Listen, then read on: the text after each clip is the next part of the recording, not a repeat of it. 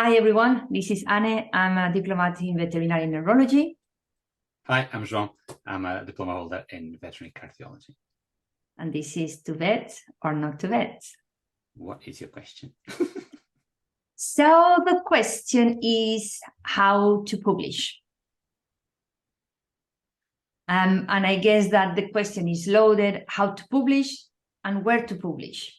Okay. So what type of papers do you recognize, João, as papers that a vet could publish?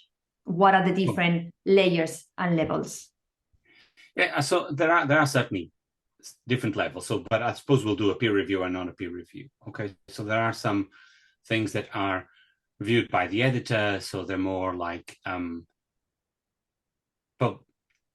magazines, and they're actually a little bit more almost commercial ventures where you're just showing that you're doing something, and then you have the scientific journals that are peer reviewed, and that's the highest level of publication. So it is easier, obviously, to get something published in a non-peer review, but those tend to be not research projects. They tend to be, I saw a case that was quite cool, and look at this. And sometimes they're actually beautiful review articles that the editor of that journal asks us to kind of write. And they're really, really good often. They're often very directed to the practical side of things. But I suppose they may lack a little bit of the peer review. So it may lack... Because no one is telling you that what you're publishing, if it's right or wrong. I can just talk about what I think, and you can talk about what you think, and no one actually gets us together and going like, well, why are you basing that? What's the reference for that? Yeah. But as you said, there is a lot of people that write a lot of pre-review papers, and they are asked to write papers in those reviews. They tend to be more probably kind of national journals, yes. Right? Yeah. Very well written most of the times, and a lot of vets, they read them. But it's true that those articles, although they are a great place to start learning how to publish and to start writing, they don't really count that much on, for example, your residency, but they are very important in your CV. When we were, for example, in a previous video talking about how a GP could get into be a good candidate as a resident, or any intern, writing in these non-pre-review journals is the best way to start practicing. But they don't have they don't have an impact factor, right? Also. Yeah, perfect. And it's almost like the presentations, right? You can do an evening kind of presentation in your practice, and it's lovely, and it's how you learn your trade. But for part of your credentials as a residency, you need to have presentations in international meetings where obviously your work will be scrutinized. Okay. So I think it's similar to that. Great. So how do you, because you have a lot more experience than I do, Annie. I don't think so. I think that you have more experience than me publishing, no? How do you start a process of publishing? So to me, the process of publishing needs to start on the process of writing. Okay. And because, as you said, we also make the difference between, I guess, why do you want to publish, right? Yeah, do you want to publish? Absolutely. Yeah, good point. Do you want to publish because, you, as you said, you work as a general practitioner, you have some cases that is interesting, you want other vets to know about this experience that you're having, and you can publish your experience, you just kind of share what you have. You're not trying to change the world with it. If you want to change the world, then you need to really expose your material to be criticized and to be proven that what you're saying is right. Most of the times, why do you do that? Whether because you have a strong research career and you want to publish your results, or whether because you're a resident that you need and that is as your credentials. Yeah, that's certainly what we see. I mean, one of the main drivers that we have, I suppose, for people that work in university, the amount of publications that a university produces and you as a lecturer produce, it's important for your performance indicators. Okay, so in the clinical practice where we work, we obviously get a lot of credit from publishing, but our main concern is the clinical work. And I suppose you can also, a massive driver for publications is indeed the credentials to achieve a specialist status. So I suppose if we want to help people publish, and then this one links very, very well with the previous question, is that what can you do to get a residency if you are a GP and you have a lot of experience, but you haven't yet been exposed to this more academic side, let's say like that, of a residency. And like you said, publishing is one of the things. So what do you, I suppose you can have an idea, but obviously you need to have either a lot of database, a lot of data on that idea, or you need to be lucky that a group that publishes a lot and may help you with that is around and you'll be able to contact them. Or you approach someone, I suppose, like you, and say, Ane, I'm interested in neurology. I would like to do a research project. Do you have anything for me? I think that I will give one step backward. No? I think that those non-pre-review journals are the right scenario to start just doing. You have an interesting case and you publish something very simple, non-pre-review, because then you get exposed already to the work that it implies. Because as everything, the more you do of something, the more experience and the better you get at it. So to me, and that's my advice to every intern, start by a case report. Perfect. Ideally in a non-pre-review paper. And perfect. Once you have gone through it, then you can go to a case report in a pre-review paper, because a pre-review is tough. Because once you publish, you send it to the reviewers, which are us for free, reading all these papers and correcting them, and then giving them back many times. So you need to work through that. And I think that I see a lot of people that they want to go to that research paper straight away, and they want to contact people for that research paper. But I will struggle to give that research paper to someone that has never published a case report. That is such a good advice. That is such a good advice, because I've had many, many projects that never reached fruition. And some of it is my responsibility from not being able to get them to a final stage. But also there is a responsibility of the people that they probably thought that, oh yeah, I want to write a paper, but have you actually tried, and are you aware of what you're trying to buy? I mean, because those were my publications initially were because I wanted to get my residency as part of my residency. Yeah. And that was the main driver. Yeah. And I was very happy that I was in part of a team that was very experienced in publishing. So I felt quite cushioned about it. But on my own, recently, I contribute to publications more than I drive publications. That makes sense. So I'm exposed to a high case load and hopefully evaluated at a high level. So I'm more contributing into giving cases of a particular thing that we want to publish than actually driving the publications. And so let's say we start trying it, experiencing it in a non-peer review, and then try to get a project that you're passionate about and that you have enough data for. And then I think for me, collection of data is extremely important. And we need to understand that it is often very, very time consuming, very time consuming. And so, and I think it's important that sometimes we've always said this, I'm sure you had that, like I was sure that when I started my residency, there was going to be a veterinary cardiologist before and after my publication. And I'm sure you felt the same. You don't have to aim for that. The research that we do, it's tiny little steps, one at a time, that creates this body of evidence that we use to guide our cases.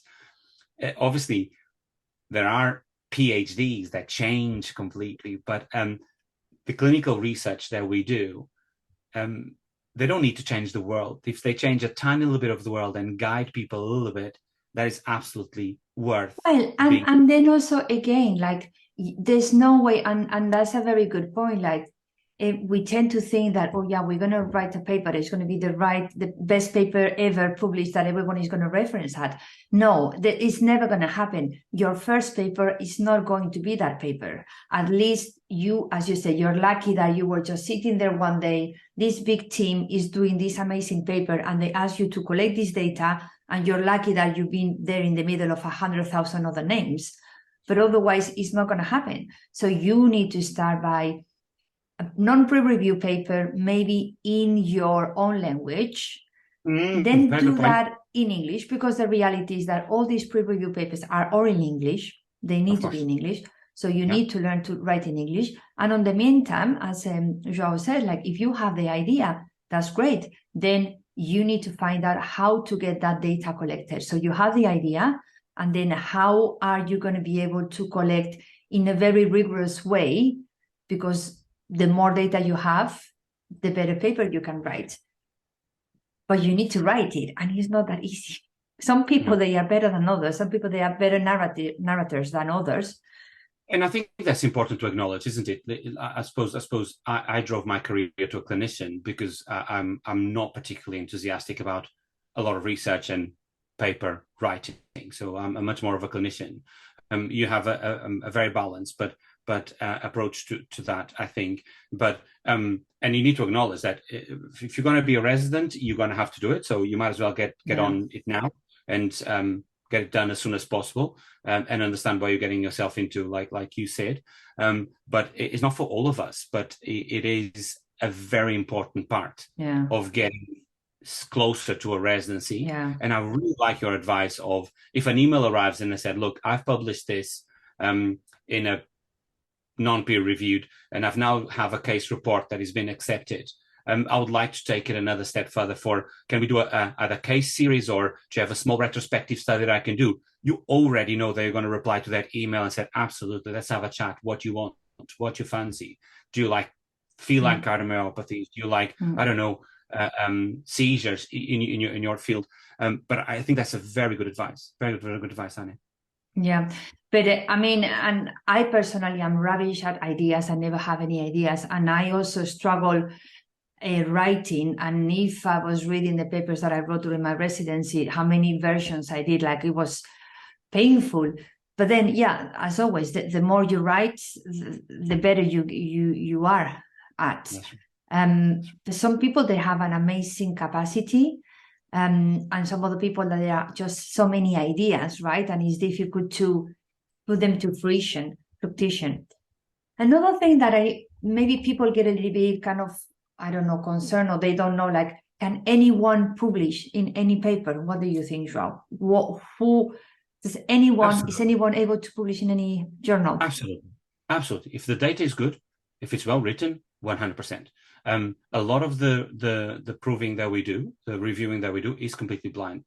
You have no idea who you're reading. You have no idea where it comes from. Absolutely. If the data is good and if it's well written, absolutely anyone can publish, 100%. Yeah, if you have 1,000, 1,500, 2,000 pounds, something like that, sometimes. True. Some, not all. No, but it's true that, I mean, and sometimes also you may have grants for that, but anyone could send to a journal. Little tips I will say is that when you're sending a paper, you send it first to the editor of the journal, right? So editor of the journal is going to first see a little bit what your paper is about and decide if that paper is worth sending to other specialties. So you need to prepare very well your abstract and very well your letter of presentation. You need to sell your product, right? So you have a paper, and you need to think that this person, maybe, I don't know how many emails they may read a day of how many different papers that they want to be published in that very important journal. So you need to be able to sell, and to be able to sell, you sell better when you know who you are selling to. So you need to know who is the editor of the journal, what is their specialty, and how you could convince that person that someone needs to read the paper. Someone on your specialty needs to read the paper. What do you think about people from Latin America, for example, particularly for maybe Brazil is a very important country that a lot of Latin Very American people, prolific. they yeah, exactly, and they publish a lot, but they publish a lot in Portuguese. Portuguese, yeah. So what do you think about that? Because you're going to have a CV of someone that has published a lot in in Brazil, versus someone that has published in a pre-review English. Like, what do you think about that? How do we I think translate? unfortunately we do have a bias to that. Okay, and you can have wonderful publications in the Portuguese Journal of Cardiology, or in a magazine, but we are relatively biased, and I suppose it is important to understand which journal is the journal of that college, of that specialty. So in cardiology, we have two, Journal of Veterinary Cardiology and Journal of Veterinary Internal Medicine. Those are the big ones, the big ones. And so I think it would be nice, just going to we're reading an email of someone that wants to do a research with us. It would be nice to see a progression of the level of impact of So impact factor, guys.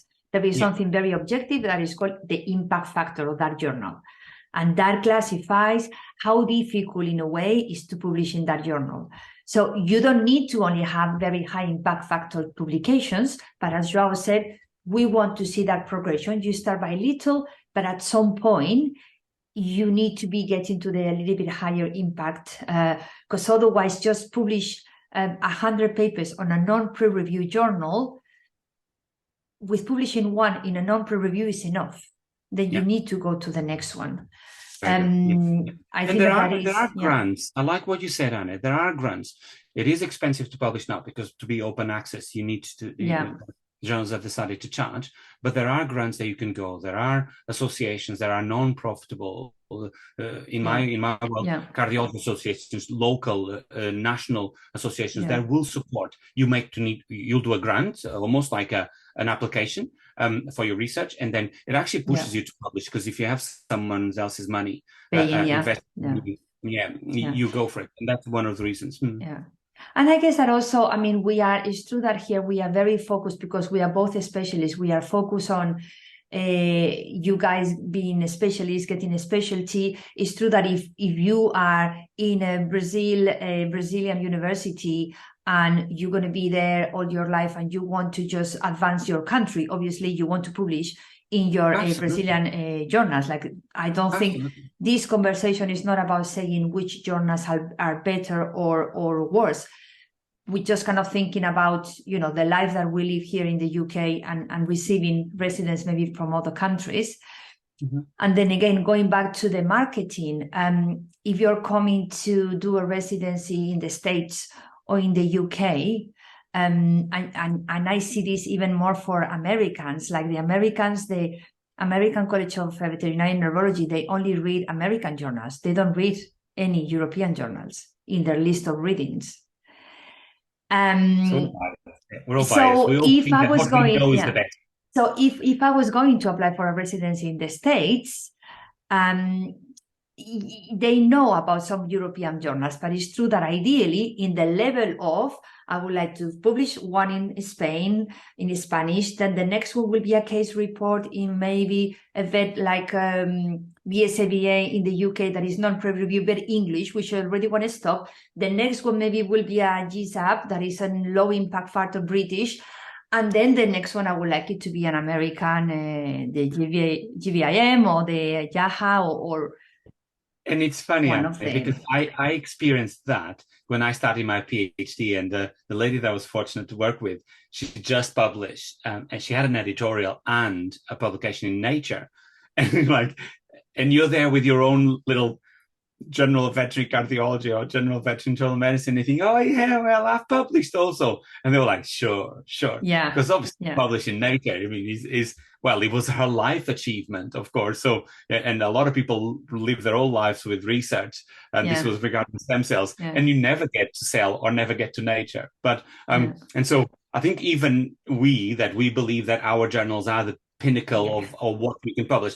there is Say everything nothing, is yeah. relative. Yeah, Of yeah. course. And someone that publishes in Nature probably Yeah. doesn't think that publishing in some. And also kind of coming back to what you said about like what is your, we're talking about publications to get your residency, to get your credentials, Yes. like because we are clinicians, and my sister, that she's a researcher, she was always kind of saying that she's a researcher, she's a PhD in biochemistry, that for her is much difficult to publish. She has published in Nature, but it's much more difficult. But she was sometimes going to certain jobs against a doctor who publish every single case report and say they have like 1,000 publications. But obviously, depends what is your subject, and you may have all your life to publish one paper in Nature, and that paper maybe says that what you were doing, it had negative results because it could be that. Or you publish in the Journal of Orthopedic Complications, rather not. Yeah, exactly. That's window. Okay, so guys, cool. I hope we said, and we hope it helps. So we said, if we want to start publishing, we need to start from the beginning. First, write a non-pre-review, just a magazine. Write it in your own language, a case that you've seen that is interesting or that is very common, but you want to add something from the literature. Then you go to the next level, which is writing in English, because all the pre-review are in English. Another case report, and then once you have at least 2 case report, at least 1 in English, then you can start contacting people to potentially do a research, which are going to be much more difficult to write when there is a lot of cases. You need to do a good data collection. So you have the idea, you can start the data collection at the same time that you start training on the other side how to write the paper, and from there to heaven. To heaven, indeed. And I would say from that, you can link straight away to a presentation. So you publish your own in the local and you do a local presentation. 100%. You publish a case 100%. report, you go to a local or international meeting that is smaller. Yeah. When you get your publication on the big journal, come to the congresses of the college and present it, because that's how you create a network and people go, really interesting data, should we get it together? 100%, 100%. Your first case report needs to be a poster, which is easier than a presentation. Absolutely. But 100%.